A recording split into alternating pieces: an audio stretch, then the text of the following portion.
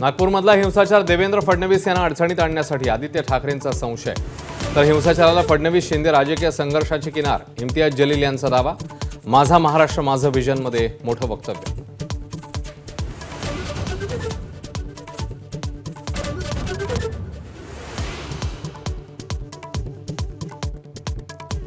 नागपूर हिंसाचाराचा mastermind मालेगावचा ABP माझाच्या व्हिजनमध्ये, मुख्यमंत्र्यांची माहिती. सोशल मीडियाच्या पोस्ट ट्रॅक करण्यात कमी पडल्याची कबुली.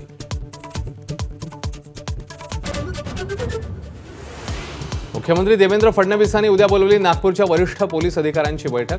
नागपूरमधल्या 6 भागातील शिथिलता रद्द करून पुन्हा पूर्णवेळ संचारबंदी. फहीम खानसह तिघांना न्यायालयीन कोठडी.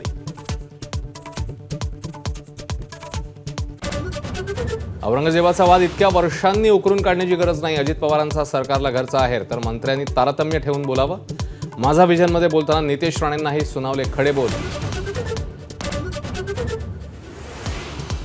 शिवसेनेत प्रवेश करण्यासाठी खुद्द उद्धव ठाकरेंनी मिलिंद नार्वेकरांकडून निरोप पाठवला होता.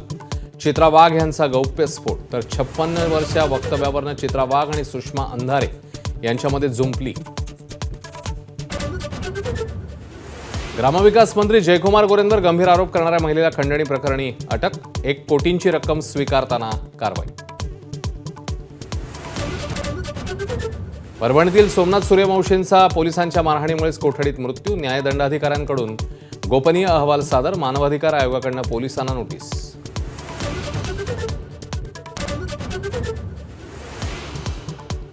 सरसंघचालकांना ताब्यात घेण्याचे माजी मुंबई पोलीस आयुक्त परमबीर सिंग यांचे तत्कालीन एटीएस अधिकाऱ्याला आदेश. मालेगाव स्फोटातील आरोपीच्या वकिलाचा कोर्टात दावा. प्रशांत कोरटकरच्या अडचणीत वाढ. कोल्हापूर सत्र न्यायालयाच्या निर्णयाला स्थगिती देण्यास हायकोर्टाचा नकार. अटकपूर्व जामिनावर सोमवारी सुनावणी. कोरटकरला अटक होणार का याकडे लक्ष. मुस्लिम आरक्षणावरून कर्नाटक विधानसभेत मोठा गदारोळ. भाजपचे 18 आमदार 6 महिन्यांसाठी निलंबित. मार्शल्सना बोलावून बाहेर काढलं.